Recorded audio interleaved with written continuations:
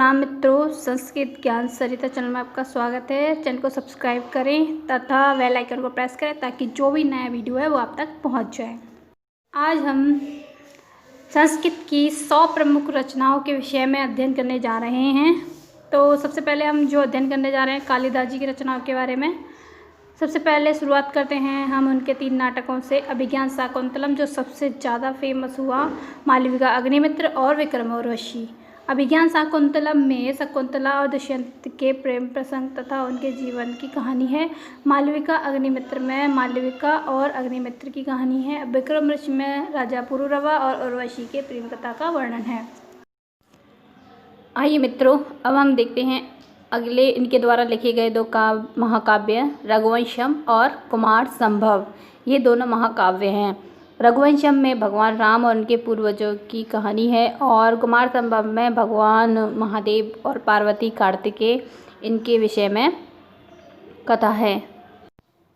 कालिदास जी द्वारा लिखे गए 2 गीति काव्य हैं, मेघदूत और ऋतुसंहार। ऋतुसंहार इन्होंने सबसे पहले लिखा था। आइए, बाणभट्ट जी द्वारा रचित काव्य में सबसे पहले है हर्षचरित। हर्षचरित राजा हर्ष जो 6वीं शताब्दी में हुए थे, उनके जीवन की कहानी है। कादंबरी में 2 मित्र चंद्रापीड़ और तारापीड़, उनके 3 जन्मों की कहानी है। और चंडी शतकम यह दुर्गा स्रोत है, दुर्गा स्तुति का। और पार्वती परिणय महादेव और पार्वती के से संबंधित एक कथा है जो नाटक के रूप में प्रस्तुत की गई है। आगे देखते हैं, माघ द्वारा लिखित एक ही रचना है शिशुपाल वधम, जिसकी कथावस्तु महाभारत से ली गई है। भास द्वारा रचित जो नाटक हैं वो 13 हैं संख्या में। भास अपने समय के सबसे उत्कृष्ट कवि और लेखक रहे हैं। सबसे पहले उनका नाटक है स्वप्नवासवदत्तम। इसी का दूसरा पार्ट है प्रतिज्ञा योगेंद्रायण।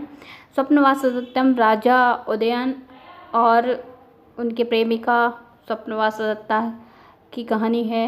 प्रतिज्ञा योगेंद्रायण इसी का दूसरा पार्ट है, जिसमें कि उनका मंत्री योगेंद्रायण उनको छुड़ाने के लिए जाता है। तीसरा है दरिद्र चारुदत्त। इसमें चारुदत्त और बसंत सेना जो वेश्या है उसकी प्रेम कथा है। अभिमारक राजकुमार और कुरंगी राजकुमारी की कहानी है। प्रतिमा नाटकम ये जो नाटक है यह रामायण से लिया गया है, जिसमें कि वर्णन है भरत का, जो कि वापस अपने ननिहाल से राजमहल आते हैं और अपने पिता की प्रतिमा देखकर समझ जाते हैं कि वो अब इस दुनिया में नहीं हैं। उसी पर आधारित ये नाटक है। आगे हैं अभिषेक, बालचरित, पंचरात्रम, मध्यम व्यायोग, दूतवाक्यम, दूत घटोत्कच, कर्णभार, ऊरुभंगम। ये सभी नाटक भास द्वारा लिखित गए हैं। अभिषेक यह भी रामायण से संबंधित है, जिसमें राम के राज्याभिषेक से संबंधित कथा है। किष्किंधा कांड से लेकर युद्ध कांड और उसके बाद में उनका राज्याभिषेक। बालचरित भगवान कृष्ण से संबंधित नाटक है। पंचरात्रम ये महाभारत से लिया गया है। पंचरात्रम जो नाटक है मध्यम व्यायोग, दूतवाक्यम, दूत घटोत्कच, कर्णभारम और ऊरुभंगम। ये सभी नाटक अभी जो मैंने बताए हैं ये महाभारत से लिए गए हैं। इन नाटकों की जो कथा वस्तु है वो महाभारत से ली गई है। पंचरात्रम में उस समय का वर्णन है जब पांडवों को 5 दिन के लिए अज्ञातवास के लिए भेज दिया जाता है। इसके बाद 5 दिनों के अंतर्गत दुर्योधन और द्रोणाचार्य इनको खोज लेते हैं।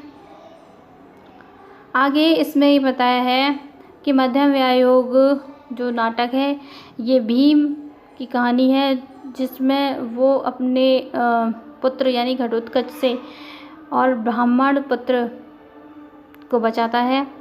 क्योंकि भीम और ब्राह्मण पुत्र दोनों ही मध्यम हैं, तो इस आधार पर इसका नाम मध्यम व्यायोग रखा गया है। दूतवाक्यम भगवान कृष्ण को पांडवों की तरफ से जब दूत बनाकर भेजा जाता है उस समय की कहानी है। वो शांति दूत बनकर जाते हैं परंतु उनका अपमान किया जाता है। दूत घटोत्कच उस समय की कहानी है जब महाभारत में युद्ध चल रहा होता है और धृतराज के पास घटोत्कच जो भीम का पुत्र है उसको दूत बनाकर भेजा जाता है। कर्णभारम ये भी युद्ध के समय की कहानी है महाभारत की, जब द्रोणाचार्य की मृत्यु हो जाती है और सेनापति का भार कर्ण पर आ जाता है।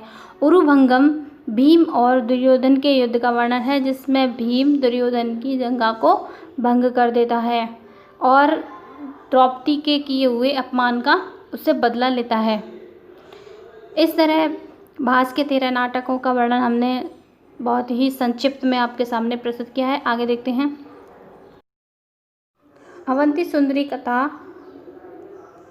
एक कहानी है। काव्य आदर्श ये है काव्य शास्त्र पर आधारित है, जिसमें अलंकार, छंद, रूपक आदि के बारे में वर्णन है। दशकुमार चरितम 10 राजकुमारों की कहानी है। कथाओं का संग्रह है। आज हमने 28 संस्कृत की प्रमुख रचनाओं के विषय में अध्ययन किया। बची हुई रचनाओं के विषय में भी हम सीरीज बाय सीरीज इनको पढ़ते रहेंगे, उनका संक्षिप्त परिचय भी पढ़ेंगे, ताकि संस्कृत की 100 प्रमुख रचनाएं जो प्रश्न पत्र में आती हैं उनका हमें सामान्य ज्ञान हो जाए।